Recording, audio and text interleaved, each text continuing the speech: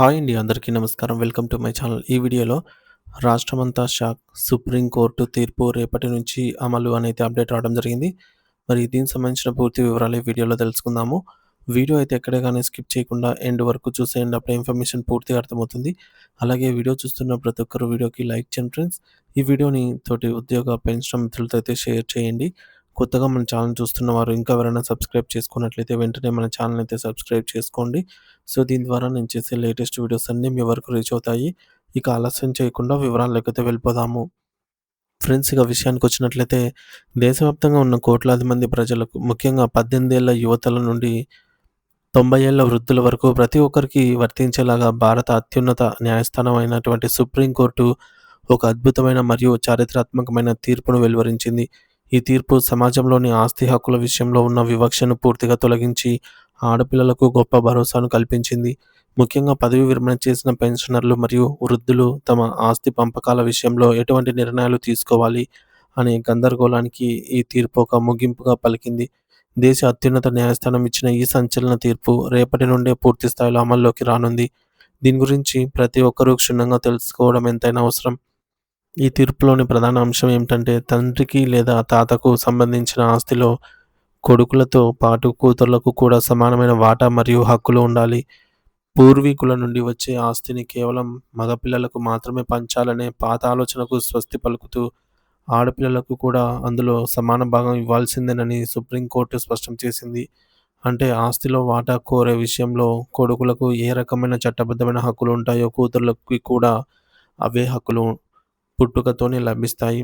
దీనివల్ల కుటుంబాల్లో ఆస్తి తగాదాలు తగ్గడమే కాకుండా మహిళలకు ఆర్థిక స్వతంత్రత మరియు సామాజిక భద్రత లభిస్తుంది. చారిత్రక నేపథ్యాన్ని పరిశీలిస్తే 1956లో రూపొందించబడిన హిందూ వారసత్వ చట్టానికి 2005లో ప్రభుత్వం కొన్ని కీలకమైన సవరణలు చేసింది. ఈ సవరణ ప్రకారంగా సెప్టెంబర్ 9, 2005 నుండి ఆడపిల్లలను కూడా కోపార్సనర్స్‌గా, అంటే ఆస్తిలో సమాన భాగస్వాములుగా గుర్తించడం జరిగింది. అయితే 2005 కంటే ముందే తండ్రి మరణిస్తే ఆ కుం ఆ కూతుర్లకు ఆస్తి దక్కుతుందా లేదా అనే విషయంలో కొన్ని ఏళ్లుగా న్యాయమైన సందేహాలైతే ఉండేవి. ఇప్పుడు సుప్రీంకోర్టు ఆ సందేహాలన్నిటినీ పటాపంచలు చేస్తూ, తండ్రి ఎప్పుడు మరణించినా సరే ఆస్తి పంపకాల సమయానికి కూతురు బ్రతికి ఉంటే ఆమెకు కూడా ఖచ్చితంగా సమాన వాటా ఇవ్వాల్సిందేనని తేల్చి చెప్పింది.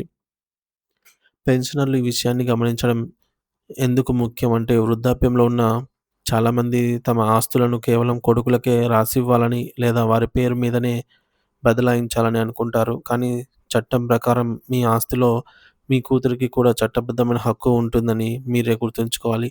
మీరు మీ వీలునామా రాసేటప్పుడు లేదా ఆస్తిని పంచుతున్నప్పుడు ఈ సుప్రీంకోర్టు తీర్పును విస్మరిస్తే భవిష్యత్తులో అది కోర్టు కేసులకు దారితీసి మీ కుటుంబ సభ్యులు ఇబ్బంది పడేలాగా అవకాశం ఉంది. కాబట్టి ముందే ఈ విషయాలను తెలుసుకొని చట్టబద్ధంగా ముందుకెళ్లటం మంచిది. కోర్టు ఈ తీర్పు ఇస్తూ ఒక హృద్యమైనటువంటి మరియు భావోద్వేగమైన వ్యాఖ్యలను కూడా చేసింది. కొడుకులకు పెళ్ళయ్యే వరకు మాత్రమే కొడుకుగా ఉంటాడు. కానీ కూతురు తన జీవితాంతం తండ్రిని ప్రేమిస్తూనే ఉంటుంది. ఆమె ఎప్పటికీ కూతురే.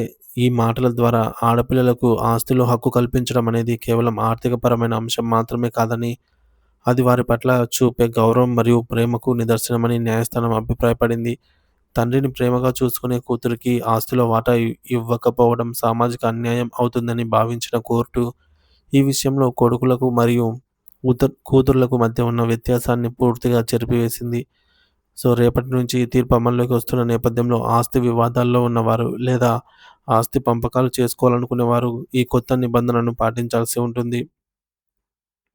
ఒకవేళ ఎవరైనా ఆడపిల్లకు ఆమె రావాల్సిన వాటాను ఇవ్వటానికి నిరాకరిస్తే ఆమె చట్టపరంగా పోరాడి తన హక్కును సాధించుకోవచ్చు. ఇది మహిళా సాధికారత దిశగా దేశంలో పడినటువంటి ఒక గొప్ప అడుగు.